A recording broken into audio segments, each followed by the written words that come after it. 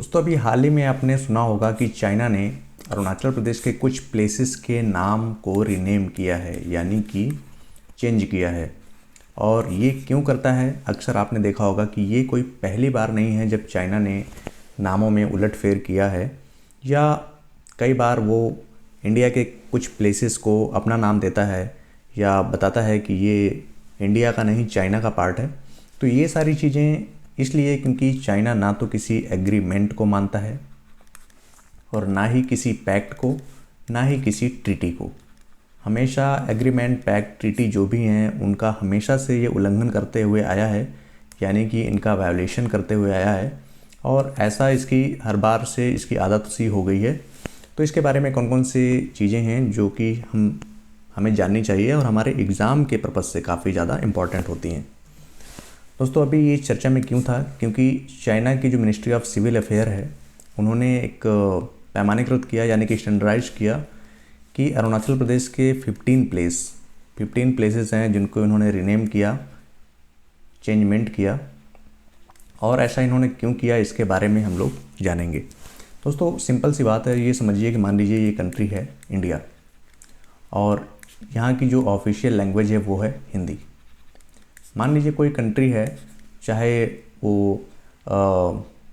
Eastern country मान लीजिए या वेस्टर्न मान लीजिए, वहाँ पर मान लीजिए कोई जगह है और उसका नाम या तो फिर इंडिया के किसी नाम पर या फिर हिंदी में उस जगह का कोई नाम है।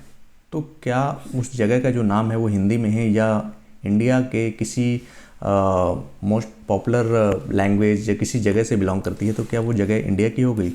जी नहीं, ऐसा नहीं है। लेकिन यहाँ पर इसी जगह पर अगर चाइना होता है तो सेम उसको क्या करता है, उसको क्लेम करता है कि नहीं ये हमारी जगह है या यहाँ पर हमारा प्रभुत्व है। ये सारी चीज़ें इसी वजह से बहस चलती रहती है और कभी कभी चाइना की जो आर्मी है वो वहाँ पर कब्जा करने के लिए सोचती हैं। तो ये सारी चीज़ें चलती रहती हैं। आपने देखा होगा कि चाहे गलवान घाटी का मामला हो, अक्साई चीन का मामला हो, लद्दाख का हो, पैंगोंग का हो, ये सारी चीज़ें चलती रहती हैं। दोस्तों चाइना ने क्या क्लेम किया यहाँ पर? चाइना ने क्लेम किया कि जो अरुणाचल प्रदेश है, यानी कि ये टेरिटरी है और इसका जो एक एरिया है जिसे जंगनान के नाम से जाना जाता है, ये जंगनान क्या है? उन्होंने कहा कि एक चाइनीज़ लैंग्वेज का शब्द है। ठीक है, हमने मान लिया कि ये चाइनीज़ लैंग्वेज का शब्द है, तो क्या वो जगह चाइना की हो गई? जी नहीं। तो अक्सर इस तरह के जो रेफरेंसेस हैं वो देता रहता है और बोलता है कि जो रीजन है ये साउथ तिब्बत रीजन के तहत आता है, यानी कि जो दक्षिणी तिब्बत है उस रीजन के तहत ये क्षेत्र आते हैं। इस वजह से ये चाइना के पार्ट हैं, ना कि इंडिया के। लेकिन ऐसा बिल्कुल भी नहीं है। अरुणाचल प्रदेश एक इंटीग्रल पार्ट रहा है किसका? इंडिया का, और हमेशा से है। दोस्तों रीनेमिंग किस किस जगह को किया गया है? चाइना ने 15 प्लेसेस को रीनेम किया है और उसमें से 8 प्लेसेस हैं जो कि रेसिडेंशियल एरियाज़ हैं, 4 प्लेसेस हैं वो जो कि माउंटेन्स हैं, 2 हैं जो कि रिवर्स हैं और एक उसमें से माउंटेन पास है जिसे हम लोग दर्रा बोलते हैं। और ये सभी जगह कहाँ पर हैं? ये सभी जगह हैं अरुणाचल प्रदेश, यानी कि अरुणाचल प्रदेश में स्थित हैं सारी जगह।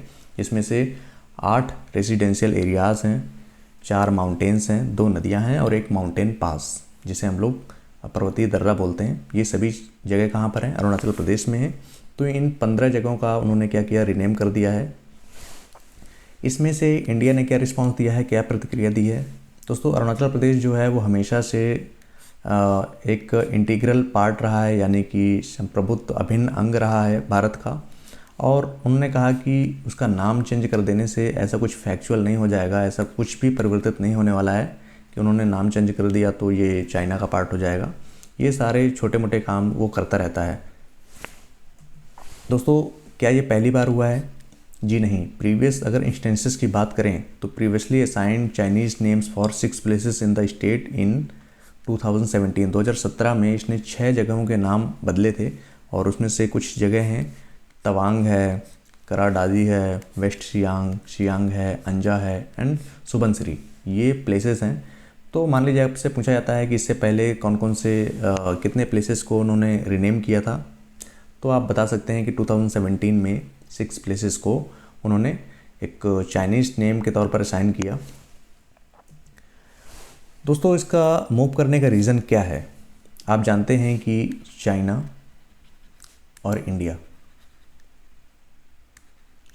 इंडिया के बीच में जो लाइन है उसे हम लोग मैकमोहन लाइन के नाम से जानते हैं।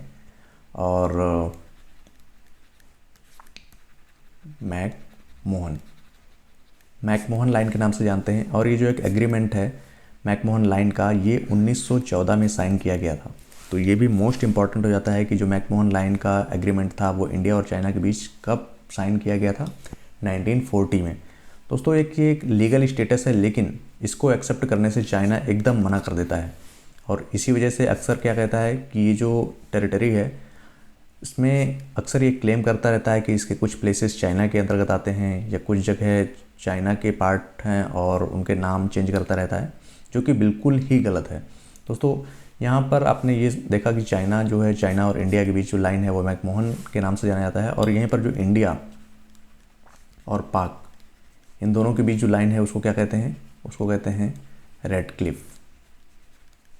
तो यहाँ से आपके 3 से 4 क्वेश्चन क्लियर होते हैं। एक तो कौन सी लाइन कौन से देशों के बीच में है, और पहली बार ये जो समझौता हुआ कब हुआ, साथ ही ये इससे पहले 2017 में कितने प्लेसेस थे जो कि इन्होंने चाइनीज़ नेम के तौर पर असाइन किया था, और अभी हाल ही में जो ये मामला है क्यों चल रहा है। तो आई थिंक आपको सारी चीज़ें अब क्लियर हो गई होंगी। फिर भी अगर आपको कोई भी डाउट है तो आप मुझसे कमेंट करके पूछ सकते हैं। Okay, thank you all.